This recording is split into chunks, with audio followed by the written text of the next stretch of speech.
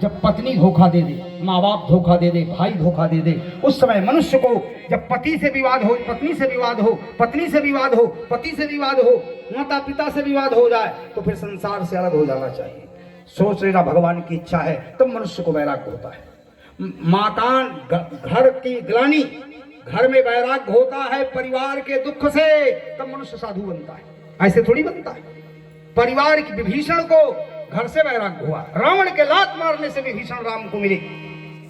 लात मारने से गृहस्थ में जब कोई आदमी अपना नहीं रह जाता तो उस मनुष्य को वैराग्य हो जाता है। और दूसरा वैराग्य शमशान घाट में होता है। शमशान घाट में वैराग्य होता, सब कोई कहता है जैसे इसकी गति हुई हमारी हो। उस समय परमात्मा का चिंतन होता है। उसको केवल सफेद कफन दिया जाता है। क्यों दिया जाता है सफेद कफन? रंगीन क्यों नहीं दिया जाता? जहाँ परमात्मा का स्वरूप सफेद है, परमात्मा सतोगुण है, निर्मल है, इसलिए जा परमात्मा से तू सफन कफेद में कफन दिया जाता है। परमात्मा निर्मल है, पवित्र है, सफेद है। और भारत की सरस्वती का साड़ी सफेद है, इसलिए सफेद कपड़ा पहनना चाहिए। सफेद कपड़ा बड़ा उत्तम होता है। मैं कोई कपड़ा नहीं पहनता, मैं सफेद ही पहनता हूँ। ध्यान देना, मैं सरस्वती का भक्त हूँ। सफेद कपड़ा सात्विकी होता है, चावल अनाजों का राजा होता है। और ये लाल कपड़ा जो पहना है मेरी माता का प्रसाद है, लाल चुड़ी मेरी माँ भगवती का प्रसाद है, जिसके बल में मैं कथा गाता हूँ। इसको कपड़ा ही नहीं समझना, ये मेरी माँ का प्रसाद है। मैं भगवती का प्रसाद गुरुदेव भगवान से प्राप्त किया हूँ।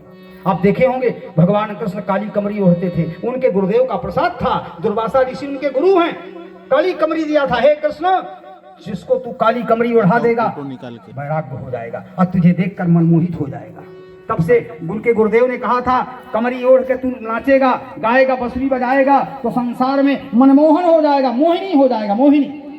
तो भगवान कृष्ण को मोहिनी मिली है गुरुदेव भगवान के आशीर्वाद से। यद्यपि वो परमात्मा है फिर भी गुरुदेव भगवान का काली कमरी का आशीर्वाद मिला है। काली कमरी ओढ़ने का, भगवान ने जो काली कमरी ओढ़ा है उनके गुरुदेव का प्रसाद है। जब तक गुरुदेव कोई आशीर्वाद नहीं देता तब तक उसका भजन, उसका मंत्र सिद्ध नहीं होता। गुरुदेव भगवान का हस्ताक्षर होना चाहिए, सत्यम शिवम सुंदरम। अपने पढ़ने से मंत्र सिद्ध नहीं होता, गुरुदेव भगवान का आशीर्वाद हो, सोने में सुहागा हो, मंत्र सिद्ध होता है। जीवन काल में दो ही आदमी की सेवा करना चाहिए। जिंदगी में गुरुदेव सेवा नहीं देता, ध्यान रखना मेरी बात। माता पिता पुत्र को सेवा का मौका नहीं देता, ध्यान रखना। जब बेटा समर्थ हुआ तो पिता चल देता है, और जब दीक्षा दे दिया सदगुरु तो फिर शिष्य को जल्दी नहीं मिलता। जीवन काल में दो आदमी की सेवा जल्दी नहीं मिलती और सबकी सेवा मिली, इसलिए आदमी की मुक्ति नहीं होती, इसलिए आदमी कल्याण को प्राप्त नहीं होता। गुरुदेव भगवान की सेवा 365 दिन एक बार कर लो, प्यारे 24 घंटा तो कर लो। दिन भर तो माया में भिड़े रहते हो, गुरु क्यों बनाया? सेवा के लिए। जिस मकान में संतों का आगमन नहीं होता वो मकान श्रीलंका हो जाता है 12 साल के बाद। यदि भजन न कराया जाए, कीर्तन न कराई जाए, राम कथा न सुनी जाए, मकान शमशान घाट हो जाएगा। फिर तुम्हारा ठिकाना नहीं लगेगा, चाहे जितना कमाओ परेशान हो जाओगे, भूत प्रेतों का बौछार हो जाएगा। इसलिए रामायण ना हो सके तो कम से कम साल में 2 बार सत्यनारायण की कथा ही सुन लो। ना हो तो जीवन में किसी संत को बुलाकर उसका चरण दबा लो। संत के आगमन से मकान अयोध्या होता है। जिस घर में संतों का आगमन नहीं होता, धन तो कोई रंडी वेश्या भी कमा लेती है, धन से सुख नहीं है आदमी को, भजन से सुख है। जब भजन सिद्ध होगा तो धन शुद्ध होगा, जब भजन सिद्ध होगा तो धन शुद्ध होगा। अगर तुम भजन नहीं करोगे कल्याण को प्राप्त नहीं होगा। इसलिए आज जनाबाई का जीवन पवित्र हुआ।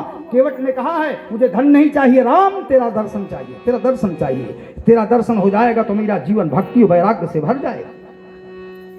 केवट को ऐसा कौन महात्मा मिला जो राम की भक्ति का रस दे दिया?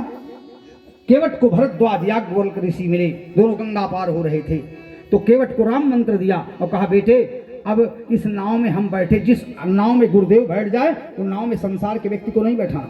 अपने अपने घरों में एक एक आसन बनाओ जहां गुरुदेव बैठता हो, उस आसन में न बैठने नहीं देना चाहिए किसी को। केवट ने जिस नाव में राम को पार किया गंगा, वो नाव में किसी को बैठाता नहीं है, वो नाव को काट दिया और कठौता बना लिया, कठौता बना के घर में रख दिया। रोज राम को चरण धोता है, रोज गुरुदेव का चरण धोता है। तब गुरुदेव भगवान ने आशीर्वाद दिया था, हम संत हैं, चित्रकूट जा रहे हैं, तुम हमें नाव पार कर रहे हो प्यारे, लेकिन हमारे पास कौड़ी छदाम तेरे को देने के लिए नहीं है। लेकिन तेरे इस नाव में आज के बाद किसी को न बैठाना। एक दिन राम जी आएंगे, भारत के सरकार आएंगे और उनको नाव में बैठाना और इस कठौता में पैर धोना। ये गुरुदेव का आशीर्वाद है। महाराज केवट को सदगुरु ने आशीर्वाद दिया था, प्यारे मैं तेरे से कुछ नहीं ले रहा हूँ, लेकिन एक कठौता में मेरा चरण तू धोया है, इसमें एक दिन भगवान का चरण धोना। कितना भाग्यशाली है केवट, गुरुदेव ने ज्ञान दे दिया, इसलिए कठौता का इंतजार कर रहा है केवट। कब राम आएंगे, दशरथ के राज दुलारे कब आओगे, इस कठौता में ना तेरा मैं पांव धोऊंगा, तेरा मैं पांव धोऊंगा, ये केवट कह रहा है। ये राम भक्त की उपासना है। राम केवट संवाद बहुत सुंदर है प्यारे, भक्ति भगवान का मिलन है, इसमें भक्त भगवान का मिलन।